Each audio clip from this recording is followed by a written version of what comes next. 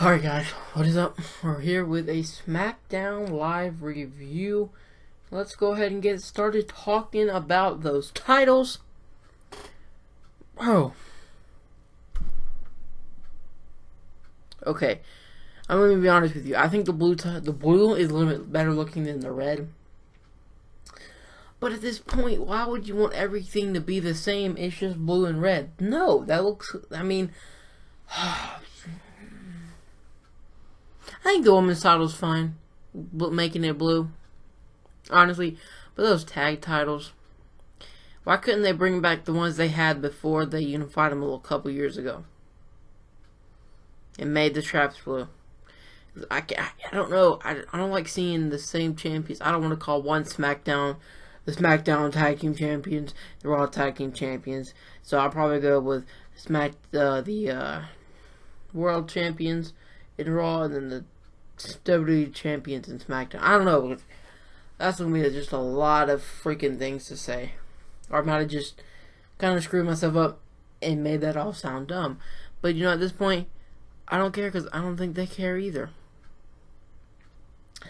But the best part of the whole damn show was when Heath Slater comes out during this, and he wants to be like Michael Phelps and get the gold, and Daniel Bryan's like, well, you don't really qualify for the women's championship. He's like, I'm not a woman. But I just bust out laughing. He's like, I'm not talking about the tag titles. And then, oh my god, and then the first part he trips and getting into the ring. Like, what the fuck, dude? Oh my god, he's hilarious. I just love how he found a fucking tag team partner. He's got to win the whole tournament, the crowd, the tag team champions. He's got to be the tag champion with Rhino. And he'll get his contract. We obviously know. Well, at least I think we know who's going to win this whole tournament. It's American Alpha. They're setting him up to win. I think in the finals it'll be American Alpha versus Usos. Now that'll probably be a really good match. But yeah, there's no question to me. We had the Usos versus the Ascension. And the fans, let's be honest, they did not care unless the Usos were winning. The Ascension, they did not give a fuck. Every move they hit, dead silence. Usos come in the ring, oh! They're just going crazy, like, what? Alright, okay. I guess everybody's done with the Ascension. They go to the NXT arena there, and people are going to be going insane. Well, let's be honest here. But, so, we had Becky Lynch versus Alexa Bliss. Becky Lynch wins with the disarmer. We had Charlotte and Naomi on the outside on commentary. So, I think who's going to win the six-pack challenge at Backlash? I think that's going to be Becky Lynch. I think Natalya maybe, but why? Yeah, I don't see anybody else. Nikki Bella and Carmella, they're probably going to break off and make a rivalry out of what happened tonight. Is Carmella heel now? I like it, dude. And the only thing I like about Nikki Bella is her entrance. Carmella there shaking her ass, but I've never liked Nikki Bella. I like Brie Bella more. So honestly, Carmella, I like Carmella. I still think she should have been with the in-zone cast before going out on her own, being singles on the women's division. But she came out there, hit Nick. She hit the Bella whatever move, the face buster. She straight kicked her ass. So is this a new side of Carmella? If so, I think it's fine. Since Eve Marie was supposed to be that heel on the roster, now they're going to make Carmella since Eve Marie is suspended. And okay, so Randy Orton comes out, Bray Wyatt, and he comes out, starts talking, whatever, and here comes Bray Wyatt. I'm like, let's go at this point. I'm like, yes, do it. You need more matches for Backlash. I think it makes sense to get more matches for Backlash. At least just in my opinion. Because so far, we've got the tag titles, the world title and the women's championship, the Intercontinental Championship, do we know it's going to be defended? Because at this point, are they even caring about the Intercontinental Championship? I mean, that's just my, I don't know. Well, we're going to get into this right here. So, Miz had one part in today's show. He just kind of went backstage and was talking about how he's supposed to be the new Indiana Jones. I doubt that, but what is going to happen with the Intercontinental Championship? Are they done with it? I mean, what is like? Do they not care? The United States Championship before Monday Night Raw was killing it. Like, they were having it on more television than the Universal Championship whole situation, and Intercontinental Championship was on TV literally twice.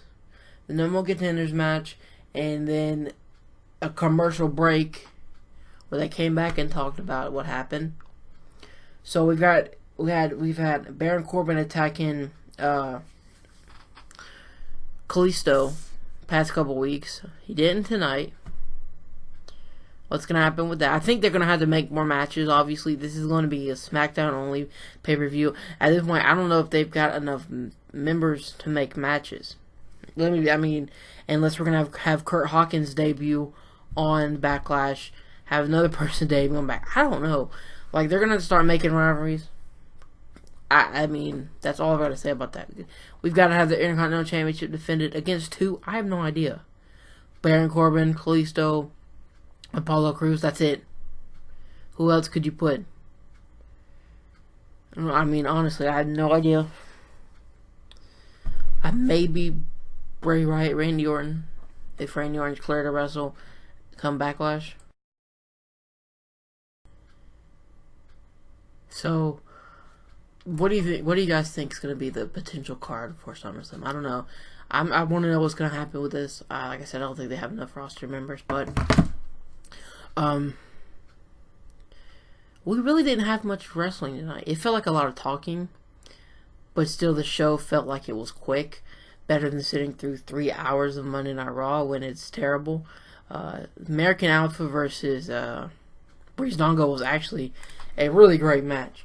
I thought it was going to be a squash match, to be honest, with American Alpha and Breezango, since they can't win worth the shit. Well, I'm pretty sure they're capable. They showed tonight that they're capable of putting on good matches. The clothesline, Fandango hit on Gable was just nasty looking. It was awesome. I like that. And then that super kick in the corner where he ducks his head back, like on the second report. That's nasty looking. How doesn't that not finish a match? But it didn't. They kicked out. They hit that awesome finisher. Right, it was a good match. I mean, it really was. I don't know what else I can say about that match, but yeah, that's the only matches we had beside the main event. I really did think so. It's like I said, it felt like a lot of talking tonight, which I think it was an okay thing because it still felt like it was a pretty quick show, not 3 hours of boring, you know what I'm saying? So, the whole main event thing, I liked how they built it tonight. They started off with a whole bunch of random people in the locker room talking or whatever, and here comes AJ Styles in the room, says that, you know, he doesn't like losers, Dolph Ziggler's a loser, and Dolph Ziggler just gets up, headbutts his ass, and they started fighting, they separated him. Well, AJ comes down to the ring, starts saying how he is the face that runs this place, and well, and here comes Dolph Ziggler, and guess who's back? Got Jamie Noble back. And it looked like Brian Kidman. I think that's the guy's name. Which I think that was pretty cool. I don't know. Brian Pillman, Brian Kidman. One of that guy's name. He was in WCW. Did some stuff for Cruiserweight over here in WWE, when WCW stopped. But, so here comes Daniel Bryan and says, AJ, you win tonight. You're in the title match. Dolph Ziggler, you win tonight. It becomes a triple threat. So AJ Styles, win or loses, getting a title shot.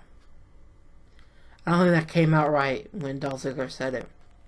Which I understood what he was saying, but the little scene they showed showing what's going to happen next. It said if Dolph wins, it becomes a triple threat. So it never really says.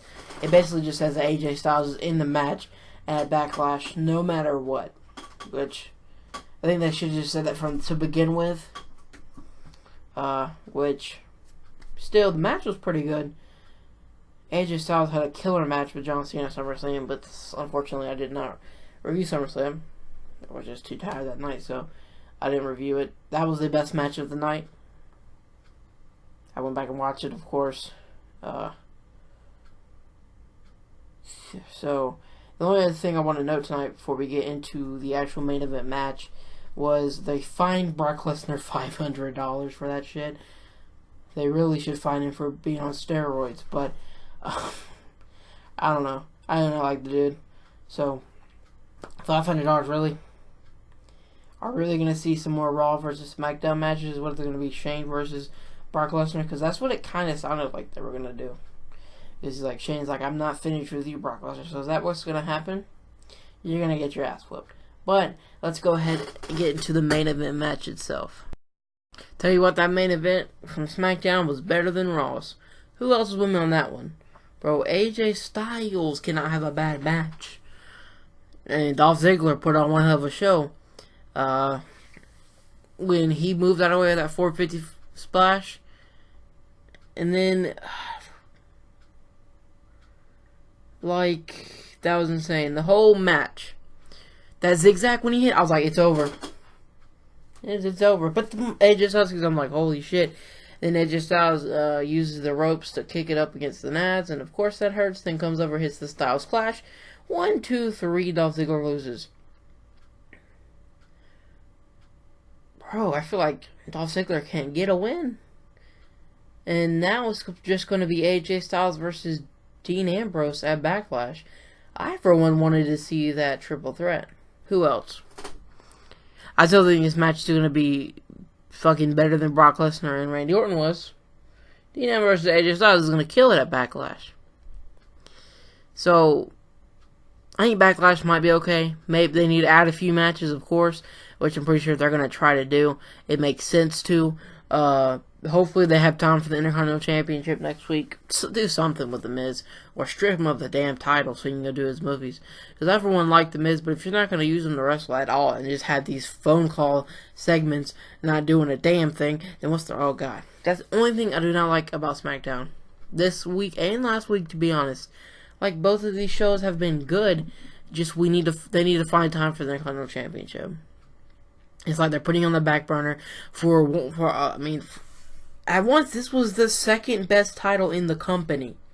That was the number 2. You had the Intercontinental Championship.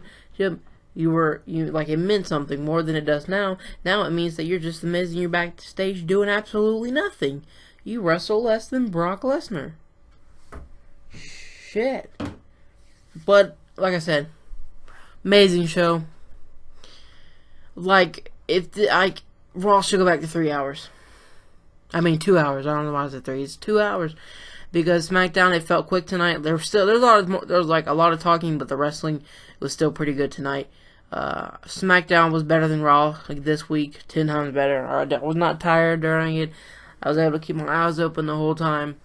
Raw needs to go back to 2 hours. SmackDown, I think, is going to kill it again next week. The next video on this channel, I have no idea what will be. It'll be a surprise. I don't know, I guess. But like, subscribe, and comment. I am out.